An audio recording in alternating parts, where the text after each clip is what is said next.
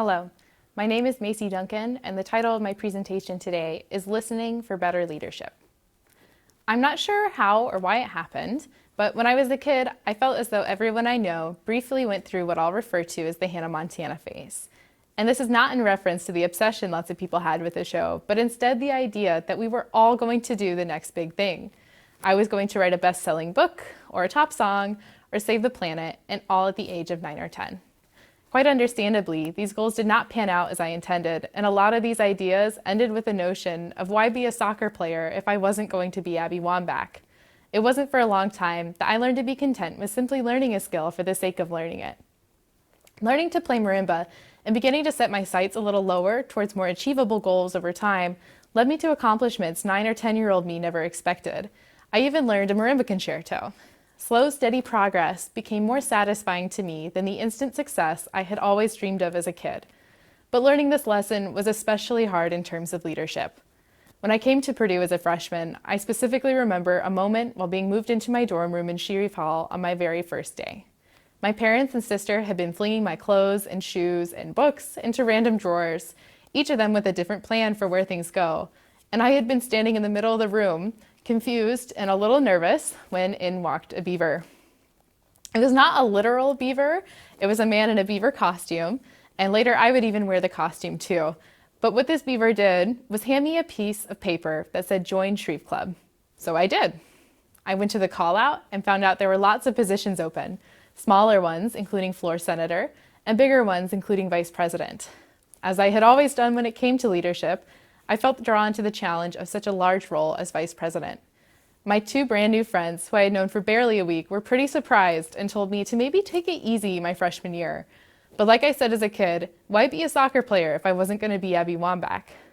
As vice president, I quickly learned that some of the skills that I had were mismatched to being vice president. Though I did like presenting our meeting minutes to the club every Tuesday, keeping us on track through the meeting and engaging our members in conversation, I wasn't the best or most trained person to talk to when it came to doing some of the technical filing and precise event planning that the position really needed. I was undoubtedly in over my head, and all because I just wanted to be the person in charge and have the instant feeling of success when I called my parents and told them I won the election. I wanted to impress people. Given some time, I learned along the way to listen to my friends and those more experienced than me in the organization. I learned that maybe I needed to step back from trying to shoulder everything to prove some point about my own abilities and begin to utilize the strengths and wisdom of my team. I'm not sure I completely understood this mindset transition until I joined my club FACT. FACT, or the Feminist Action Coalition for Today, focuses to promote intersectional feminism, equality, and activism within Purdue and our local communities. Our mission is to bring visibility to issues that are related to intersectional feminism and help amplify student voices. I remember the very first call out.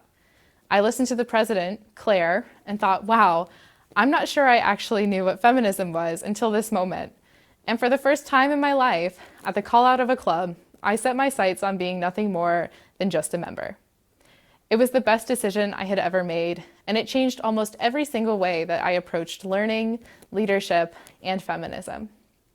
I realize now that what I was doing was stepping out of my comfort zone. And like lots of people who had to learn to speak up, I had to learn to shut up, to listen, to acknowledge that I can't be of any help at all until I truly understand what intersectional feminism meant and what I could do, being who I am, to help this club and this movement. Suddenly, I felt small, but I felt glad. Before I ever felt ready to be secretary of this organization, I had to learn to listen. I now feel more confident in my abilities to be a feminist leader, but I have never lost the commitment I made to myself to listen and hold back when I knew I wasn't the right person to take charge. Loretta Ross, one of the most influential feminists in my life, has said, "You can bring your imperfect self to the movement because the cause is perfect."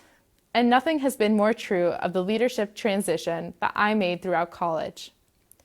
My own type of feminist leadership means that I need to listen, record, consider, and then help others to do the same. That was nothing near the idea I had about leadership when I got here. Coming all of this way, now being a senior studying social studies education, I have narrowed down 3 important ideas about feminism that I would like to include in my pedagogy or teaching methods. First, the foundation.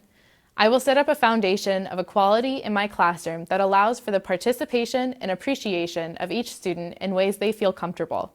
This foundation will be built off of feminist ideals about equity and intersectionality.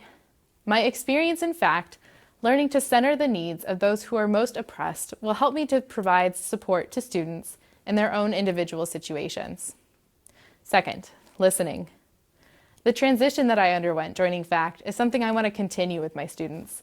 I want to have open, honest conversations with them about our subject matter. I want to have discussions where I listen more than I speak.